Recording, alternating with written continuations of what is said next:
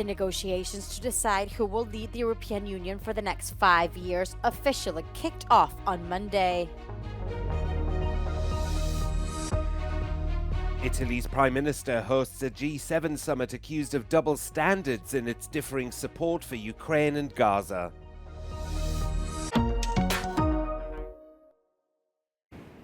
The negotiations to decide who will lead the European Union for the next 5 years officially kicked off on Monday.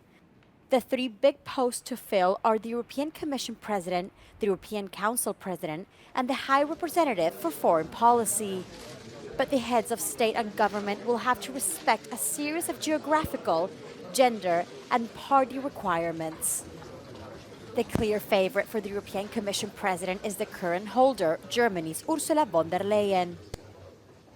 However, the Italian Mario Draghi, now almost ruled out, or even the current Prime Minister of Greece, Kyriakos Mitsotakis, have both been mentioned before as favorites. The EPP's victory in the European elections and the stability of von der Leyen's time in office work in her favor. The European Council will be quite motivated in getting, the institutional turnover, let's say, get this finalized quite quickly, because, we live in very turbulent times, very turbulent geopolitical times. We're facing potentially another presidency of Trump. So I think leaders are really, very keen on having a new commission with a new agenda installed as quick as possible. For the Council President, the field is more open, although everything points to it going to be a social democrat. The most likely candidates are Portugal's former Prime Minister Antonio Costa, now that his judicial problems seem to have been cleared up, and Danish Prime Minister Mette Frederiksen.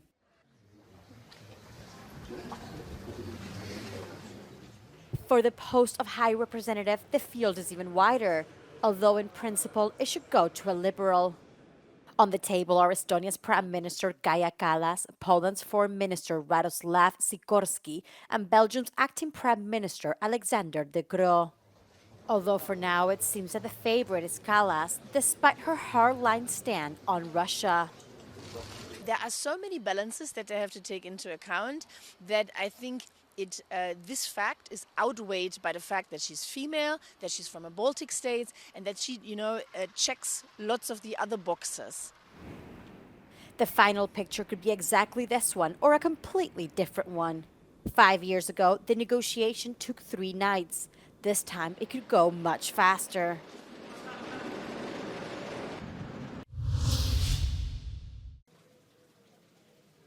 A success without fear of being refuted. In the G7 final press conference, Meloni's words left no room for interpretation. She's an exception among other G7 leaders, being the only one to have come out stronger from the EU vote, with a few countries facing national elections soon. The war in Ukraine was high on the agenda. The $50 billion deal to help the country through profits on frozen Russian assets was one of the summit's main achievements, something that wasn't taken for granted, according to Meloni. Intendiamo continuare a sostenere l'Ucraina e abbiamo anzi scelto di rafforzare il nostro impegno e le diverse linee di azione con un approccio che continua a essere a 360 gradi per aiutare la nazione aggredita a guardare al futuro. On the weaker side, the G7 has been accused of double standards for offering strengthened support to Ukraine compared to the leader's softer stance on the war in Gaza. One of the most talked about topics at the summit was the absence of the word abortion from the final declaration. Many suspected these had created tensions between Italy and France. Meloni dismissed the issue, saying that it was done to avoid the document being too repetitive. Quando una cosa si ripete, si richiamano i documenti precedenti. Credo sinceramente che la polemica sia stata costruita in maniera totalmente artefatta e infatti è una polemica che non è esistita nel vertice. Managing to have the Pope among the summit's guest leaders, a first for a pontiff, is widely recognized as a boost to Meloni's standing. The inclusion of countries from the global south to make the summit more inclusive was also one of Meloni's main goals. But in the long term, it is yet to be seen what concrete results it will bring. Giorgio Orlandi for Euronews in Bari.